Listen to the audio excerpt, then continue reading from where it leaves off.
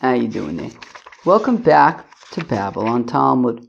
Today we're studying Daf Mem Gimel, Daf 43 of Masechta BavaBasra, friends. Daf Mem Gimel is a very interesting daf, I think, kind of, maybe. And now we're really just going to do Mem Gimel Amud Aleph because Mem Gimel Amud Beis gets started on this like sugya that kind of goes straight to like Mem Hey Amud Aleph, and like I don't know, I think it just doesn't make sense. Again, like these are like these are BavaBasra pages. They're like 15 lines the whole page. So like it would literally be like stopping in the middle of the sugya. I think tomorrow's good, but the next few days are going to be hard, Chevra. I think the next few days are going to be hard. They're going to be what we know from the Bavas, but it's BavaBasra, so there's just less on the page, which is nice. But I think there's going to be some hard stuff coming up. Even today, today we're working with Reuven, Shimon, Levi, and Yehuda, Chevra. Reuven, Shimon, Levi, and Yehuda. Let that sink in. But whatever. We've been doing this for 5 years already.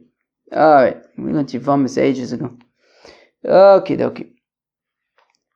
So we're going to start on Daf Mem Beis, Amud Beis, all the way at the bottom, at the two dots. Umeidin zeloze. Alright, so we say that shutfin, that if you have people who... where am I? Where did we say this?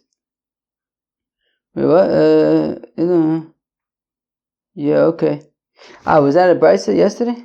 Alright, because Shmuel said that, right? Right. That partners can testify for one another. So the shayla is, what exactly does it mean that they could testify for one another? So here we go. So they can testify for one another. Okay, it's nogea be'edus. So what exactly does this mean? I don't really know.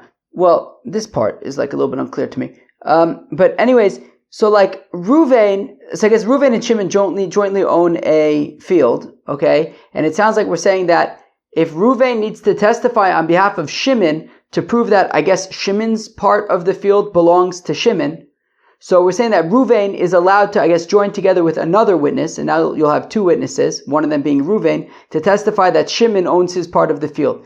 The question is, why would that be okay? Nogen be'edusan hein. That would be nogea be'edus, right? You can't be a witness on a trial that you have a vested interest in. That you have a nogea be'edus, that you're biased, I guess. Why would Reuven be biased here? Well, because he's a part owner of the field, right? So any loss to Shimon is a loss to the field, and Memela is a loss to Reuven Oichet. So I don't understand, says the Gemara, why would Reuven be able to join together with another witness to testify that I guess that Shimon's portion, I guess, belongs to him. The Reuven and Shimon jointly own the field, so any loss to Shimon, Memela is a loss to Reuven Oichet. So achav dechosav leitin udvarim ainli al sodev zo. So here what we're talking about is that Reuven wrote to Shimon, dinudvarim ainli al sodev zo. I have no connection to this land, this whole property. I'm out. And he writes that to Shimon. So if that's the case, then it belongs entirely to Shimon. And if it belongs entirely to Shimon, Reuven does not own a portion of it. And since he does not own a portion of it, he has no vested interest, and he can testify about Shimon's ownership. But v'chi kosav lo mai have. But does that work? Can Reuven do that? If Reuven writes, I have nothing to do with this field, does that work? Does he now have nothing to do with the field? Is it entirely Shimon's now? Somebody who says to his fellow, Dinu dvarim ainli al sodezo, I have nothing to do with this field. Meaning he writes about a field that he has a stake in, an ownership stake, and he says, not anymore. He says, I don't have any ownership stake in this field. Ve'ainli esek ba, I have no business with it. Ve'yada misulako semena, my hands have been taken from it. Lo Amar Klum. It's irrelevant. So if Reuven and Shimon jointly own a field, and Reuven says, I'm out, Dinu Dvarim Einli, I'm reading it again, Al Sadazo, Veinli Esek Ba, V'yada Misulako Semeno, that's gunished. Until Reuven says to Shimon explicitly, Shimon, I'm giving you my portion of the field, I'm giving it to you as a gift. Okay, in that case, if Reuven says explicitly to Shimon, I'm giving you my portion of the field, I'm giving my portion of the field to you as a gift, and now Mimele, you have the entire, right, you have your portion plus mine, you have the Gan's field, Beseder. That's fine. But just to say, I'm out, the implication being, well, if Reuven's out, then Mimele, everything belongs to Shimon, that would not be enough. So therefore, if we're saying that in this case it's talking about where Reuven says, Dinu Dvarim Einli Al Sadezoi, well, then that doesn't work. So Mimele Reuven still does have a portion in the field. So therefore, how could he testify on behalf of Shimon? Vouch for Shimon? How could he testify to vouch for Shimon? They made a kinyan. They made it official. Made a kinyan sudar. I guess Reuven picks up a handkerchief from Shimon, and by doing so, the Reuven's portion of the field goes to Shimon. So they made it official. Okay, fine. So the whole field belongs to Shimon. Okay, and now Reuven can testify about the field that it's really Shimon's. Okay, right, because Reuven's out. But fact the Gemara, but still, v'chikanu miyado mayhave. Still, what difference does that make? It's still nogeh be'edus. Why? Harimamida bifnei balchovo. Because Reuven can use it to pay a creditor. The Omar Rovin bar Shmuel mishmei de Shmuel. It says over Shmuel the name of Shmuel. Hamocher sada lachavero shalo be'achrayis. If Reuven sells a field to Shimon without achrayis, ein meid lo aleh. Reuven cannot testify on behalf of Shimon because he can use it to pay a creditor. What does this mean, Chevra? What does this mean? What does this mean? Should I? Yeah, okay, it's the same thing. Okay, either. Okay, so let's start with Ravin bar Shmuel, right? So we just said, well, what do we say? The Amar Ravin bar Shmuel. I'm reading this again. It says Ravin bar Shmuel mishmei de Shmuel. Hamocher sad lechaver. Reuven, Shimon, Levi, and Yehuda. Okay, Reuven sells a field to Shimon. Okay, shelo ba'achrayis, without achrayis. So if anything happens to the field, if Shimon loses the field, he can't come back to Reuven and say, "Hey, pay me back." Ein meid lo alel. If Levi comes along and he comes up to Shimon and says, "Shimon, that's my field; it's not yours," Reuven cannot join together with another person to testify on Shimon's behalf. Shemamida b'fnei balchovo, because he's nogeh be'edos, because that would enable him to pay Yehuda who he owes money to. Meaning, I'm going to say it outside now so that we can kind of embellish it and elaborate on it. Reuven sells a field to Shimon, so it no longer belongs to Reuven, it belongs to Shimon. Okay, fine. Levi comes along and he says to Shimon, "Hey, Shimon, that's not your property, it's my property." So now what? Who does it belong to? Does it belong to Shimon? Does it belong to Levi? So Reuven comes to vouch on Levi's behalf, on Shimon's behalf. Okay? Reuven comes together with another witness. We can call him Yisachar, but why? Why should we make it more complicated than it already is? It's not important what that guy's name is. Reuven joins together with another witness to testify on Shimon's behalf.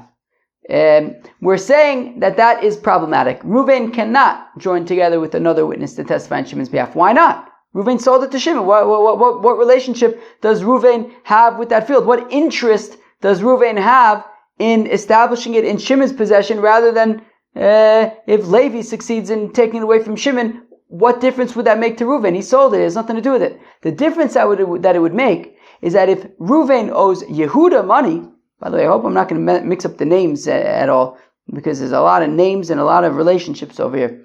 But Akoponim, that if Reuven owes Yehuda money, okay, and now Yehuda comes to Reuven and says, "Reuven, you owe me money, pay me." And Reuven says, "I don't have any money." Well, if the field belongs to Shimon, well then the field was meshubed to the loan, which means that Yehuda can now collect the field from Shimon, and now Reuven sold it to Shimon without achrayis, right? So Shimon doesn't have any claims on Reuven. Yehuda, so now there's a pasuk in Tehillim that says lo v'rasha v'lo yishalim, as quoted by the Rashbam, and the Gemara is going to quote it on Daf Memhei Amud Aleph, that a wicked person borrows money and doesn't pay it back. Reuven does not want to be a wicked person who borrows money and doesn't pay it back. So the interest that Reuven has in testifying on Shimon's behalf is that if Yehuda comes along and says, Reuven, you owe me money, and Reuven doesn't have the money, well, he doesn't want to be in a situation where he borrowed money from Yehuda and he never paid him back. So if he testifies on Shimon's behalf, and now the field belongs to Shimon, and Reuven had sold the field to Shimon, but it was meshubed to the loan that he took from Yehuda, so Yehuda can go and take the field now away from Shimon, and like this, at least, he didn't pay back Yehuda, but Yehuda took the property and they're even. So therefore, he doesn't have to worry about lo v'rashav lo yishalim. But if Levi takes it away from Shimon, then Yehuda knocks on Reuven's door and says, hey, you owe me money. Reuven says, I don't have any money. Yehuda says, do you have any property? He says, no, Levi took it. It's not mine, it's Levi's. So now, Reuven has a debt to Yehuda, and it's lo v'rashav lo yishalim. He doesn't want that. So therefore, Reuven does have an interest, even though he already sold the property to Shimon, he has an interest in testifying on Shimon's behalf, so that he can avoid lo v'rashav lo yishalim if Yehuda comes to collect a loan that he lent Reuven. And therefore, the same thing would apply to our case, oichit, that Reuven and Shimon are partners in the field, okay? Reuven removes himself from the field, they make a kinyan on it, now it belongs to Shimon, okay? And still, I should argue that Reuven should not be allowed to testify on Shimon's behalf that the field belongs to Shimon, the whole field belongs to Shimon, because Reuven is still nogeya be'edus, because if Levi comes along and wants to take the field away from Shimon, and Reuven testifies on Shimon's behalf, and then Yehuda comes and says, Reuven, you owe me money, and Reuven can come and say, okay, fine, collect from my half of the field that I gave to Shimon because it was Meshuba to Yehuda. Well, that way, Reuven has something to pay back Yehuda with. But if Levi takes it away, then he doesn't have anything to pay back Yehuda with, and there's lo v'rashav lo yishalim. So Reuven does have an interest in testifying on Shimon's behalf, so that, in this scenario where he owes Yehuda money. So that's the Gemara's kasha. Reuven, Shimon, Levi, and Yehuda. That's the Gemara's kasha. Even if Reuven removes himself from the field, that he gives his portion to Shimon, and he makes a kinyan on it, still there's nogeya be'edus because there's nogeya be'edus because of the whole Yehuda situation and lo v'rashav lo yishalim. Ooh. Cheve, we got saved by BavaBasra over here. This daf is going in the kivun, in the direction of mush. But BavaBasra, we're not going to get far enough to get mushy. Okay. Where are we? Fine. So the Amar Rabin by Shmuel, Mishmei Shmuel amochu sadu lachaver shel bachrayis ein meid lo alav b'nishamida b'fnei bal chova. Hacha b'ma. Okay. So and for the Gemara, why? Okay. There's another few lines of mush, and then I think that's it for the daf, the mush. So achav mayaskina under kabil ole achrayis. Well, the reason why Reuven can testify on Shimon's behalf is because Reuven accepted upon himself achrayis, responsibility. Achrayis the man. What kind of responsibility? Inema achrayis de alma kol shekain de nichale ela achrayis de osis le machmose. Okay, the final bit of mush, and then we're in the clear. I think for the relatively clear. Okay, so we're saying that the reason why, we'll read it back in hopefully in a minute, but let's again do it outside so we could elaborate on it freely. The reason why Reuven can testify on Shimon's behalf is because Reuven accepted upon himself responsibility. What kind of responsibility? If we say general responsibility, that Reuven, when he gave his portion to Shimon, he says, and if anything happens to the field, I will, I'll pay you back. So if he's accepted, if this is kind of a general commitment of Ruvain's, so that even if Levi comes and takes the field away from Shimon, Ruvain is going to pay back Shimon, well then, obviously Ruvain is Nogeya Be'edus. Obviously has an interest in testifying on Shimon's behalf, because if Levi takes it away, Ruvain's going to owe Shimon. So obviously it would be Nogeya Be'edus. So what kind of achrayus does Ruvain accept upon himself that would make him be able to testify about Shimon? It's any achrayus that comes from Ruvain. Any achrayus that comes from Ruvain. Any achrayus that comes from Ruvain. Meaning, if it's Ruvain's fault, if Yehuda shows up,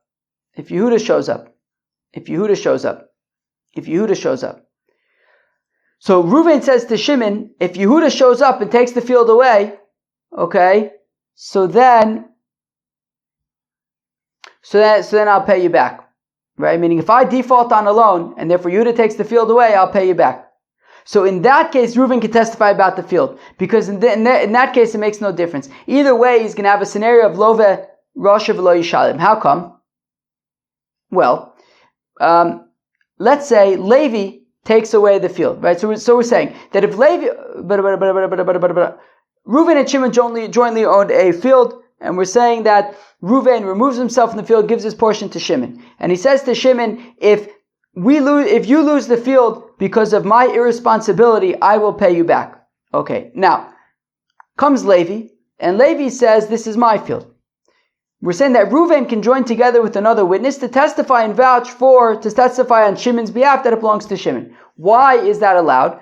The reason why it's allowed is because in this scenario, it really makes no difference to Reuven's status. He has no interest. It doesn't help him in any way to testify on Shimon's behalf. Why not? Well, let's say Shimon loses the field, okay? And the field goes to Levi. Okay, fine. So Reuven doesn't owe Shimon anything, okay? Because Levi came and took it. Nothing to do with Reuven. So Reuven doesn't owe Shimon anything. But what happens if Yehuda now comes and says, hey, Reuven, you owe me money. Reuven, you owe me money. And Reuven says, I don't have any money. And I also don't have a field because Levi took it. So he's got Love Rasha V'lo Yishalim vis-a-vis Yehuda. Okay? And say he testified on Shimon's behalf. And now the field belongs to Shimon. And Yehuda says, Reuven, you owe me money. And Reuven says, look, I don't have money, but look, the field, I gave Shimon my portion of the field, it's Meshuba to the loan. So take that. Okay, so Yehuda takes that. But Reuven accepted achrayus upon himself that if anything happens to the field based on his irresponsibility, such as defaulting on a loan, well then Reuven is now going to owe Shimon. But again, he doesn't have it. So now he's Lo v'Rosh v'lo Yishalim vis-a-vis Shimon.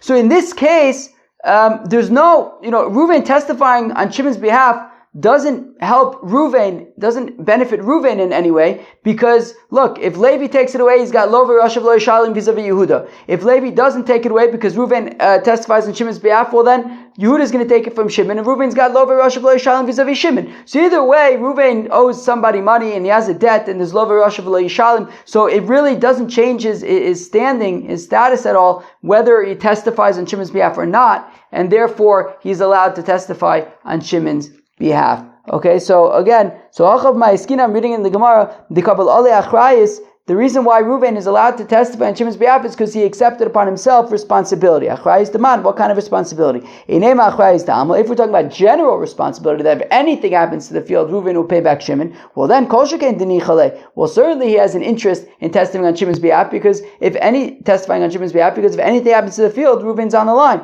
to pay back Shimon. Rather, Reuven accepts upon himself responsibility for anything that comes on his account, such as if he defaults on a loan. So in that case, he can testify on Shimon's behalf, because either way, it doesn't really help him, right? Either he's going to owe Yehuda money or he's going to owe Shimon money. Either way, it doesn't technically help him. Now, but one second, but still, even so, we're saying that Reuven can separate himself from the field, make a kinyan on it, and then if he accepts achrayus that comes from him, so then he can testify on Shimon's behalf. But does that work? can you actually remove yourself from the field? V'atani, we learn it by Bnei Ir, shenignav sefer Torah sheloid. If you have people in a city, and a ganif came and stole the sefer Torah, ein donin b'dayonai osa ha'ir ve'en mevin raya me'anshe osa ha'ir. So the ganif cannot be judged by judges of that city whose sefer Torah he stole, nor can the people of that city bring proof against him, because they're nogei be'edus. They all jointly own the sefer Torah. They all have a portion in that sefer Torah, and therefore they're nogei be'edus. Right?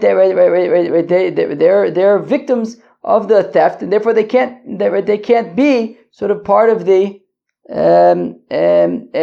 system that would be judging him. So v'im isa. But if you could just remove yourself, well then, nistalku beitre minayu v'lidainu. Well then just let two of them. It's interesting why it says two of them, because usually a bezin would be three, but okay. Anyways, it could be talking about maybe witnesses or whatever. Yeah, I think it's a shaila. But anyways, if you could remove yourself, well then let, however many people need to remove themselves from sort of ownership, and then they're no longer nogei be'edus. So shani sefer Torah to the shmir ka'asi.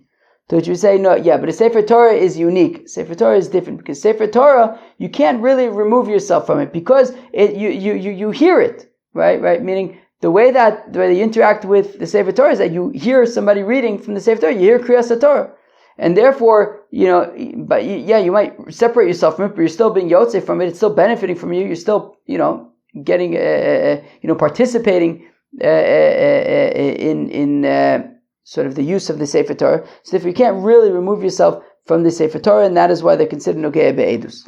Toshma, Kamanira Omer, if a person's on his deathbed and he says, Tnu mana livnei iri, give $100 to the people of my city. Ein donin b'dayonei osa ha'ir. You can't be right, and then so you have a person on his deathbed. He says, "Give $100 to the people of my city," and then after he dies, his heirs contest it. So now it goes to Bezdin. So the judges of that city cannot adjudicate this case because they have an interest, right? The $100 will go to the city that they are a part of. And you can't bring a proof from the people of that city because they're oichet nogei be'edus. So amai lisalku beitre nafshayu v'lidainu, but just let two people separate themselves from, I guess, the $100, and let them judge. Hachanaim b'sefer Torah. Here, we're talking about where the money was set aside specifically for a sefer Torah, and we said that you can't separate yourself from a sefer Torah. Tashma, come here. Haomer, somebody on his deathbed says, Tinu mana le'aniye iri. I want you to give $100 to the poor people of my city, and then after he dies, the heirs contested. So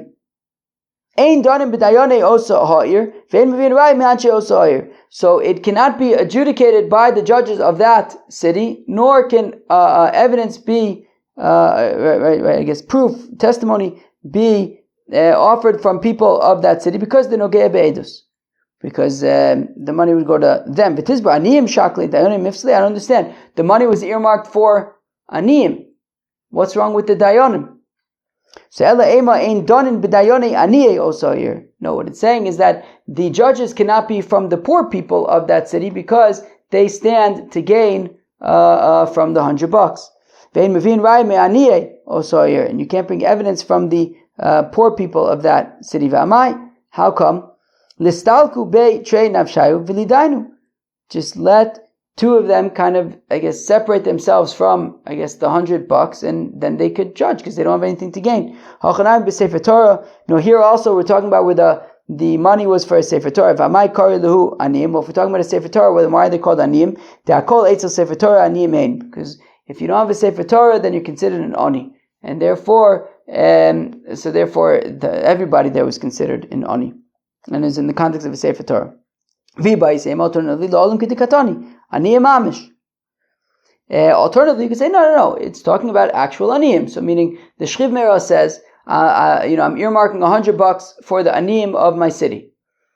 And the heirs challenge it, and then it comes to the court, and the judges are not aniyim; they're just regular judges. So, okay, the case comes before the court. A shivmera earmarked $100 for the aniyim of the city. What do we do? So we say that the judges of that city that the money was earmarked for cannot adjudicate because the ramu alayu. Because assuming that they are wealthy judges, well then, who is going to be giving charity to support the poor people? The wealthy people, including those judges. So the judges are nogei be'edus because they have an interest in the money, in the $100 going to the charity fund of the city, and that way it's less out of their own pocket. But what's the scenario? Either kitzlu leisu beitrei minayu.